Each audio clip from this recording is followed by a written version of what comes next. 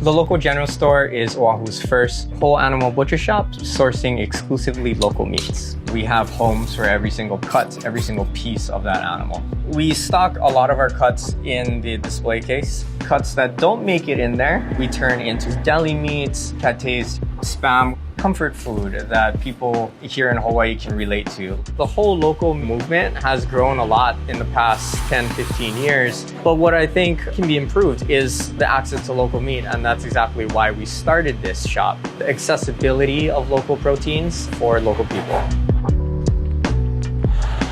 Aloha, I'm Jason, co-owner and head butcher at the Local General Store. It's 5:30 in the morning. We got a lot to do. Come on in. Here we have the butcher side, our meat locker right here. We have a half pig and a bunch of meat coming in today. This is Harley in the back. She's a co-owner and my wife. She runs the bakery side. I like to do all the stuff that I absolutely want to get done during the day before everybody comes in. So today we are going to make some spam. So this is a chainmail. It helps protect us in case we slip when we're cutting meat. It saves myself a few times. Got a lot of projects today before the shop gets open, so let's get started. If anybody has ever been to Hawaii, they know that spam is a pretty big staple here. Spam, Vienna sausage, corned beef. You'll see those three meats all throughout Polynesia that were actually brought by the US military. And it's essentially emulsified pork put into a can and cooked inside the can. One thing we try to do here is don't put as much sodium and don't put as much preservatives, and also use locally grown meat here. What we have in our spam is pork trim and little bits of homemade ham.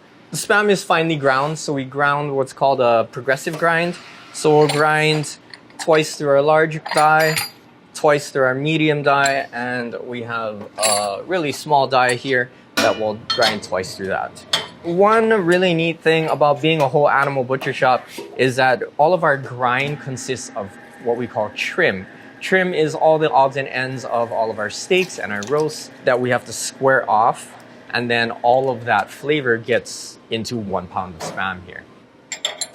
As the meat is going through our grinder, it's heating up because there's so much torque and so much horsepower in this grinder. So we're gonna add some ice to it as it's going through the second time through. Okay, so now we're going to switch over to our third and final die.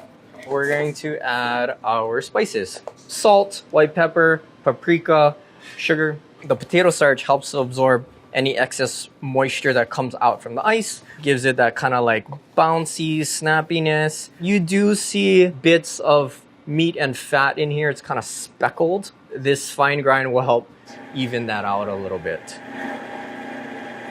And what we're looking for is tackiness, this kind of stickiness here, which means the protein is breaking down. So as the meat gets worked and ground into smaller pieces, the protein or myosin on the outside starts breaking down and it's creating these kind of like fingers. And when they cook, they'll bind to each other, creating this web in between fat particles. We want to make a little tester. We're tasting for texture as well as flavor. See how it's kind of bouncing back? And that means we have a good emulsification. Very good. Tastes like spam. Has a nice crust on the outside. Super juicy. We do add nitrates to here. Nitrates is to keep that pink color. When oxygen binds to the hemoglobins in meat or in blood, it then starts oxidizing or turns gray. What nitrates do is it binds to the hemoglobin before oxygen does. As a result, the hemoglobin is able to stay red and it doesn't turn gray or oxidizes. Our spam, we treat it like a pate. Essentially, that's what it is. One thing we want to make sure is that there is no air bubbles in our mold. So I'll kind of cup my hand and make these balls and then slap it down into the mold. I used to work at a fine dining French restaurant. This is a French pate, technique. 7 o'clock. We're just gonna wrap this up, put it in the walk-in for now, and then we'll pop this in the oven later. Another one of the value-added items we do is we make our own scrapple. Scrapple was invented by the Dutch in Pennsylvania. And it was a way for them to utilize the entire animal. They used pork heads, they used organ meats, ground and emulsified with cornmeal. So it was a way for them to kind of stretch the meat a little bit. We have our pork head here, the ears, there's some hocks in here or shanks, and then the trotter. The trotter adds a lot of that collagen and gelatin so that the scrapple's able to set better. So we're gonna put some nitrates in here, help maintain that pink color that we were talking about before. Bay leaves help to kind of cut the gaminess, that kind of porkiness of that pork head. And then a nice hefty pinch of salt in there. This is one thing that I was very adamant about when we built out the shop, was to have a water spigot right where we had our stock pots. This guy will go for 4 to 5 hours until the pork head meat is able to separate from the bone. We'll pick up all the meat and then mix it with some cornmeal as well as some ulu and ulu flour. 8 o'clock, pastry side is open. The butcher counter doesn't open till 9, so we have an hour to set up our display case. At the end of every night, we put salt on the tables. The salt helps to absorb excess moisture, so the water doesn't expand the wood and the butcher table doesn't crack. Also, that helps prevent a mold in our butcher table as well. So before the start of every day, we scrape off all the salt so we can cut on it. So we have this card box that has all of the labels of every single thing that we've ever made. So we have our ulu scrapple under U. Spam should be under S. I'll put raw cuts on the bottom and then cook things on the top. Just in case there is spillage, it doesn't spill onto already cooked things. What Ashley's doing right now is she's just cutting out silhouettes of all of our cuts that we have. When meat touches meat, it tends to oxidize or turns gray. But if we put a piece of pink butcher paper between, it prevents it from oxidizing as well as soaking up all that excess blood and juice.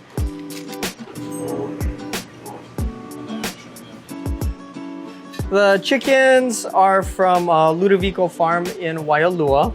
Innards are taken out, but they come to us with the head and feet on. So very much a very whole chicken. We use the feet and the heads in our stock. We're actually one of the few people that sell parts of local chickens as well as wholes. A lot of the things that you buy through our shop are only available through us. A lot of people don't know that Oahu actually has a lot of meat. It has a lot of beef, it has a lot of pork, and a lot of chicken. That's one thing that we're trying to offer is the accessibility of local proteins for local people.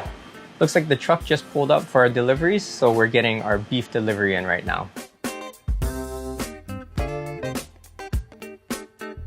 So this is gonna swing out to here, and then they're gonna cart the beef right into the middle of the shop and it'll just drop down. Is it double stacked or we have 2 pallets? Okay. That's one? It's huge. Every time the meat comes in, it's always like a production. And I feel like I'm always anxious every Thursday morning. Thank you, sir.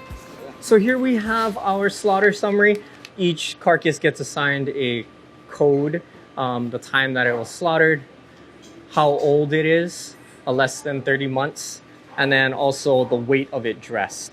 So the 2 cows we got in, the first one was 842 pounds, and then the second one is 703 pounds. Total of 1,500 pounds of beef we got in today. I like to put all of our hindquarters in first so that they'll go right up against this rack. The front quarters are a little wide, so you're not able to turn them if they're in front of the rack. The spot where this walk-in is situated is a little bit shorter than traditional walk-in, so we had to get it custom made. This window allows the customers to see the meat that's hanging, the fact that we do get in whole carcass local animals. So all of our meat's been put away in the walk-in. We're gonna start breaking down this quarter just to get our display case filled. So this is the cross rib primal that we're pulling off right now. And then the arm roast right on this side. Most of this will go right into our display case. And then so we have our chuck eye right here, and then the chuck roast, the rest of the chuck primal. Let's take off our skirt steaks. It's guy's progressively getting lighter. It's important to do whole animal butchery because to be more sustainable, in order for us to actually truly support all of the farmers and what they do, we have to buy what they produce. And it's fun. I love doing this. So this is our ribeyes right here. And then we have our short ribs on this side. We'll cut 4 ribs on here, hugging the 5th rib. And then making a nice face cut is what we call it. So everything is nice and squared. We'll use this fat in our sausages. This is what's called English style short ribs. When we cut it individual, coloration in fat, it's a key indicator of the animal's diet. I don't know specifically what grasses that these guys ate to get this type of like dark yellow orange color, but high in beta carotene. Now we are cutting our pork. What we're after is our pork legs. Pork leg is what we use to make our char siu. The skin we like to remove all in one piece because we make pet treats with the skin. So we just strip them of the fat and then dehydrate it into like little twists. We're going to cut this piece, which is our top round, and then just tie it up.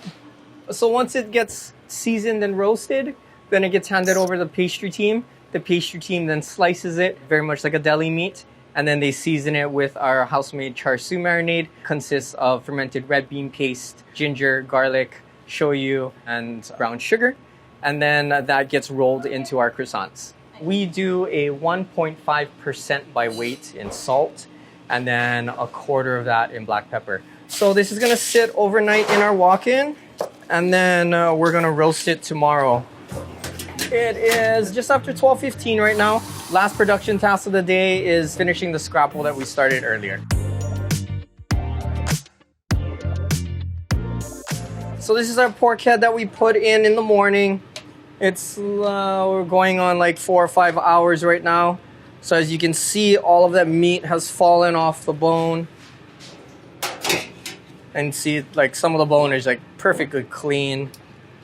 It's easier to pick off all the meat when it's warm and hot because all of the collagen is still soft. Nothing is really set back up yet.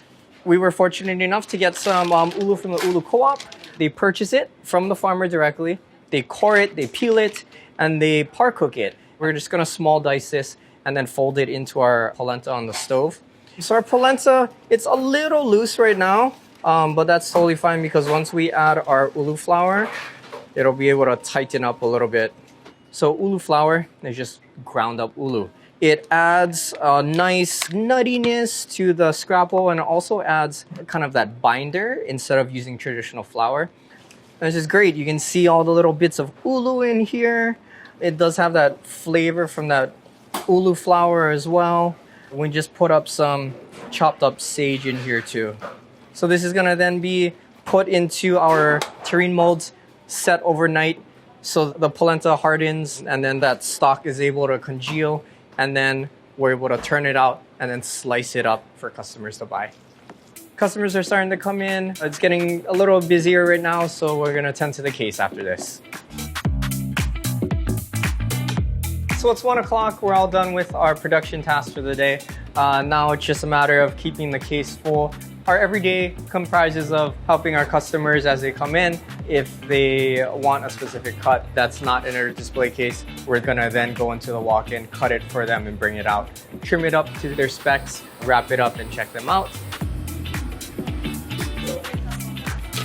It's starting to get really busy right now. We have a lot of pastries to sell, we have a lot of meat to sell, and a lot of customers to serve. Thanks for coming out to the local general store and seeing what we're doing, but you guys really gotta go. We have a lot of meat to cut.